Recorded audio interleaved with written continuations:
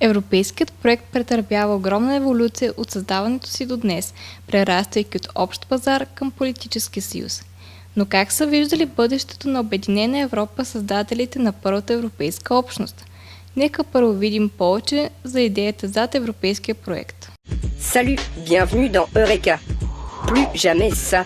1945, plusieurs hommes politiques rêvent d'une Europe unie. Ils imaginent un modèle de paix original. Et aujourd'hui, la guerre paraît impossible en Europe. 1945, la Deuxième Guerre mondiale s'achève. L'Allemagne nazie est vaincue, les morts se comptent par dizaines de millions. L'Europe est en ruine et tout est à reconstruire. C'est à ce moment-là que naît le premier mouvement européen. Plusieurs hommes politiques rêvent de bâtir une Europe unie. Ils imaginent un modèle de paix original. It's not a movement of parties, but a movement of people. Au lieu de soumettre les perdants, pourquoi ne pas s'associer avec eux dans la reconstruction? Trouver un moyen de rapprocher les Allemands et les Français pour de bon. L'idée peut paraître naïve, mais elle aura un certain succès.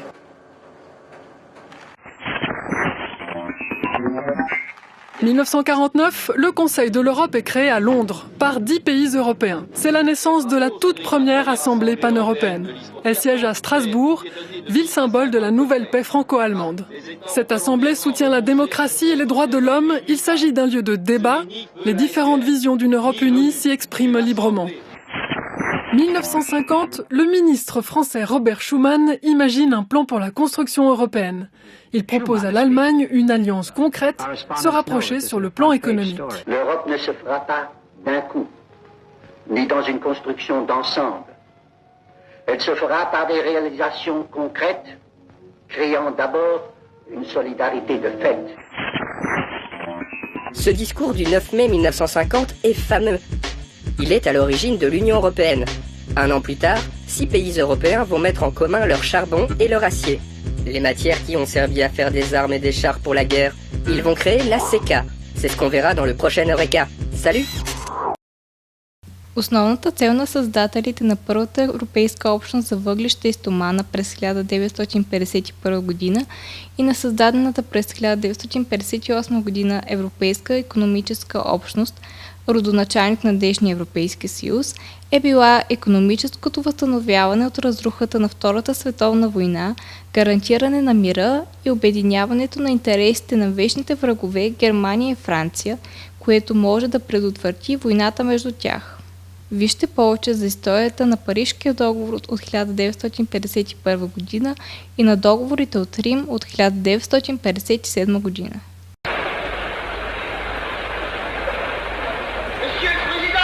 The following session of the Assembly opens in an atmosphere of excitement.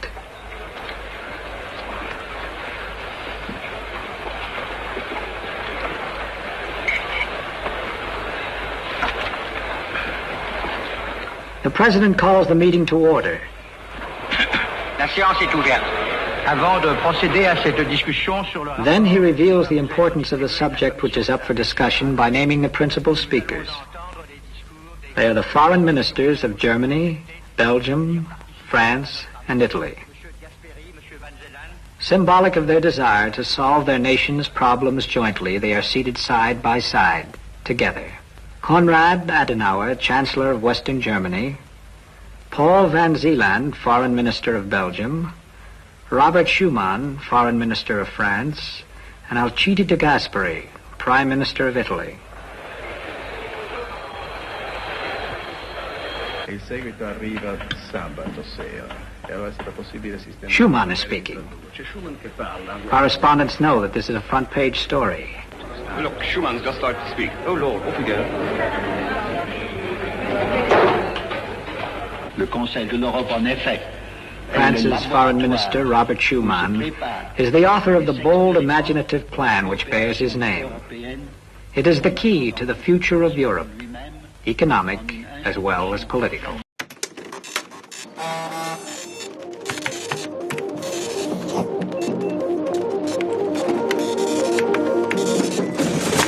25 mars 1957, l'acte fondateur de l'Europe, le traité de Rome est ratifié par l'Allemagne, la Belgique, la France, l'Italie, le Luxembourg et les Pays-Bas.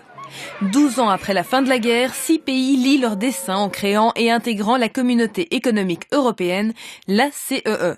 Derrière le traité de Rome se cachent en fait 2 traités signés le même jour, l'un instituant la CEE, l'autre l'Euratom, la Communauté européenne de l'énergie atomique. Carlo Cassini est président de la commission parlementaire sur les affaires constitutionnelles. Il raconte. Non si può capire il senso di questi trattati, come del resto secondo me di tutta la storia dell'Unione Europea, se non si torna indietro di quei 12 anni di cui le ho parlato, cioè della fine della la seconda guerra mondiale, che aveva lasciato l'Europa piena di macerie, di sangue, di tristezza. Dès 1951, ces 6 mêmes pays s'étaient déjà lancés dans une organisation commune, la Communauté européenne du charbon et de l'acier. Nous avons rencontré dans le sud de la France Maurice Faure, l'un des signataires du traité de Rome. La CECA, comprenant le charbon et l'acier, comprenait deux des matières qui étaient indispensables pour faire la guerre, et la France et l'Allemagne, les mettant ensemble, interdisait toute possibilité à venir de faire la guerre. La CECA ouvre un espoir, celui d'une Europe fédérale dotée d'une armée. Mais la communauté européenne de défense n'aboutira jamais. Les Français rejettent finalement le projet, pas question de réarmer l'Allemagne. Che di fronte a questo fallimento dell'idea di una unione politica tipo Stati Uniti, che avrebbe fatto un passo velocissimo attraverso la unione degli eserciti, si cercò di andare avanti per un'altra strada, una strada più lunga, più tortuosa, la strada economica. Ecco i trattati di Roma. Les 6 pays signataires prennent l'engagement d'abolir les barrières commerciales qui les séparent et de former un marché commun. Les 6 pays étaient des pays dans l'Occident. Des pays comme l'Espagne et le Portugal étaient à l'époque des dictatures. Et les seuls pays libres étaient vraiment les 6 en question, en dehors de l'Europe balcanique e anglosassone. Nel 1900 fu tentato di coinvolgere anche la Gran Bretagna nel Trattato di Roma, ma i negoziati non giunsero a buon termine, anzi. Le but principal du traité instituant la CEE est d'établir un marché commun dans lequel les biens, les personnes, les capitaux et les services circuleraient librement. Le traité pose les bases de politiques communes qui seront développées par la suite. Quindi cosa mancava? Mancava una reale democrazia. Il déficit démocratico era estremamente forte. En un demi-siècle, ce déficit a été peu à peu comblé avec les traités de Maastricht, d'Amsterdam et de Lisbonne, octroyant de plus en plus de pouvoir au Parlement européen. Mais de Rome à Lisbonne, le chemin que l'Europe a parcouru est-il positif? Dernier témoin vivant de la signature du traité de Rome, Maurice Faure ne cache pas sa déception. Ce qu'elle est devenue maintenant, c'est mieux que rien. C'est incontestablement infiniment supérieur à ce qu'était la société des nations quand même. Mais sur le fond des choses, c'est loin de l'Europe que nous envisageons comme une Europe vraiment très unie. Какво представлява днес Европейския съюз? На първо място той е общ пазар, базиран на 4 свободи на движение, на стоки, услуги, хора и капитали. Нека научим повече за единния пазар. Salut, bienvenue dans Eureka. L'Union européenne est le plus grand marché au monde. Avec ses 27 pays, elle rassemble près d'1 demi-milliard de consommateurs. Mais ça n'a pas toujours été le cas. Pour devenir cet énorme marché interne, il a fallu supprimer plein d'obstacles entre les pays de l'Union européenne. 1957, 6 pays d'Europe se réunissent à Rome. Belgique, Allemagne, France, Italie, Luxembourg et Pays-Bas créent la Communauté économique européenne, la CEE. En 1951, ils avaient déjà mis en commun leur charbon et leur acier. Avec la CEE, ils veulent aller plus loin. Objectif, développer un marché commun européen et encourager la croissance économique en Europe. Politiquement, c'est aussi une manière de rapprocher les peuples. Pour y parvenir, les Européens vont devoir supprimer une à une les barrières à la libre circulation. Circulation des biens, des services, des capitaux et des personnes. les 4 libertés. 1968, un premier verrou tombe. Les droits de douane disparaissent aux frontières entre les pays de la CEE. C'est l'union douanière, la libre circulation des marchandises. Mais les échanges sont limités par toute une série d'obstacles. Les taxes, les règles de sécurité, les normes industrielles et de santé, par exemple, varient d'un État à l'autre. Et ces différences empêchent les marchandises de circuler librement. Car certains pays s'en servent comme excuse pour ne pas importer les produits voisins. Il faudra près de 20 ans pour que chaque pays de la communauté s'engage à accepter les règles des autres. En 1986, les États membres signent l'Acte unique européen. Leur but, terminer la construction du Grand Marché pour le 1er janvier 1993. 1993, le marché unique est une réalité. Et la communauté économique européenne devient l'Union européenne. Les services et les capitaux commencent à circuler librement d'un pays à l'autre. Cette liberté s'applique à des secteurs comme les postes, le tourisme, la recherche ou l'environnement. Il faudra plus de temps pour faire pareil avec les télécommunications et les transports. Pour améliorer leur grand marché, les Européens se creusent encore la tête. Et Eureka! Ils prévoient la création d'une monnaie unique pour 2002. Cette monnaie, ce sera l'euro. Objectif, faciliter encore les échanges d'un pays à l'autre. 1995, plus besoin d'un passeport pour passer d'un pays à l'autre, ni de contrôle de police aux frontières. C'est l'application des accords de Schengen. Ces accords ont été signés 10 ans plus tôt par 5 pays membres. Ils ont créé un espace dépourvu de frontières intérieures.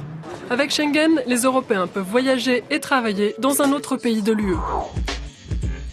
Depuis sa création, le Grand Marché européen a créé plusieurs millions d'emplois.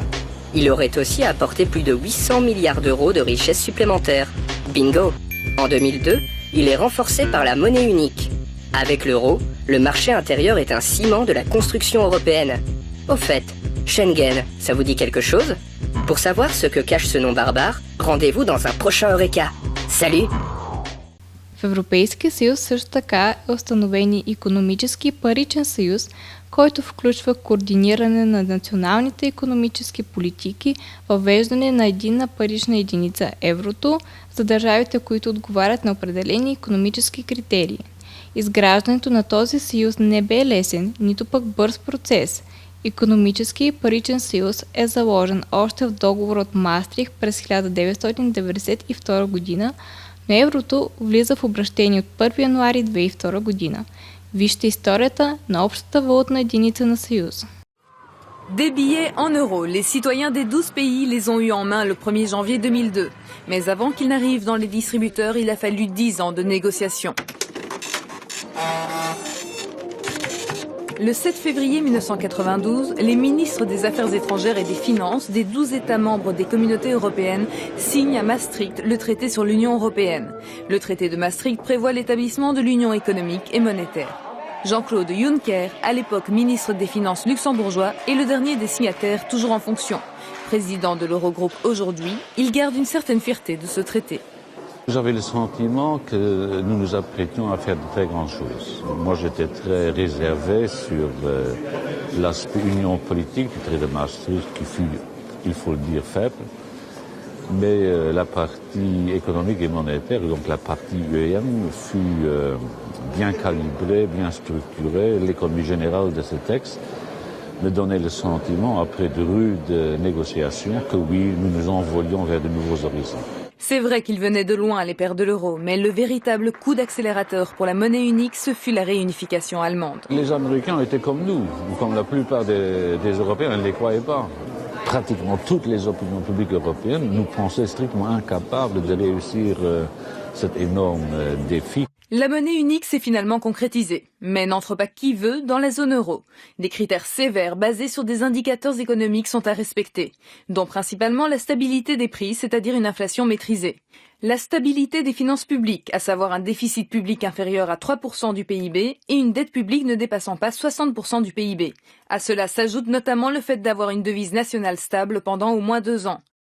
En 2007, la Lituanie a été recalée, en cause son niveau d'inflation trop élevé. Le cas de la Grèce est plus compliqué. Parce que la Grèce a opéré avec des statistiques, disons, qui n'étaient pas scientifiquement fondées. Mais encore fallait-il sécuriser et styliser ces 7 nouveaux billets et 8 nouvelles pièces de monnaie. Yves Thibault de Silguy, ancien commissaire européen de 1995 à 1999, a été en charge de préparer le passage à l'euro. Il y avait des œufs comme ça, enfin, il y avait bizarre. Et puis au milieu de ces planches, il y en avait un qui avait cette forme-là, qui était, je trouvais, sympa pour deux raisons, parce que il rappelait un peu, c'était un clin d'œil au dollar avec ses deux barres, puis c'était un clin d'œil aussi au logo du yen. Abandonner sa monnaie nationale n'a pas été une mince affaire. Si les Britanniques ont d'office refusé d'adopter l'euro, c'est par référendum que les Danois et Suédois ont à plusieurs reprises dit non à la monnaie unique. Quant aux Allemands, s'ils ont finalement renoncé au Deutschmark, ils ont imposé en contrepartie l'indépendance de la Banque centrale européenne. Sa mission principale, maintenir la stabilité des prix au sein de la zone euro. L'eurodéputée française Pervenche Berès revient sur les propos que tenait Jacques Delors, un des autres pères de l'euro. L'union économique et monétaire, qui était la structure pour mettre en place cet euro, était déséquilibrée. Il nous disait d'un côté, il y a la politique monétaire qui sera très fédérale, très intégrée entre les mains de la Banque centrale, et de l'autre, il y aura le pilier économique de cette union économique et monétaire qui continuera à reposer largement sur la politique des États membres qu'il s'agit de coordonner. Et cette coordination, finalement, elle a été assez molle. 10 ans après sa naissance, la zone euro a traversé une crise sans précédent. Crise économique, crise de la dette dans certains États membres. Pour Yves Thibault de Silguy, la monnaie unique a permis d'éviter une crise encore plus grave. Sans l'euro, on aurait eu de la spéculation, bien sûr, sur les monnaies. Donc, on aurait eu des dévaluations compétitives. On aurait eu des hausses de taux d'intérêt extrêmement forts. Donc, on aurait eu une crise économique avec encore moins de croissance, encore plus de chômage. Fin 2010 pourtant, le président du Conseil européen déclarait que l'euro jouait sa survie. Droit de réponse à l'un des pères de la monnaie unique. Non. L'euro survivra à ceux qui prédisent sa mort. Но как виждат бъдещето на Съюза държавите и народите му днес? Има различни визии за бъдещето, от евентуално създаване на европейски Съединени щати до идеята за Европа на различни скорости. Нека разгледаме всеки един от случаите. Една част от държавите се стремят към създаването на политически съюз, който в бъдеще би могъл да се превърне в своеобразни европейски Съединени щати. Това са предимно 6 държави основателки. Една от личностите, имали голям принос в популяризирането на идеята за федерална Европа, е един от бащите на европейския проект Алтиеро Спинели. В видеото ще научите повече за него и за вижданията му.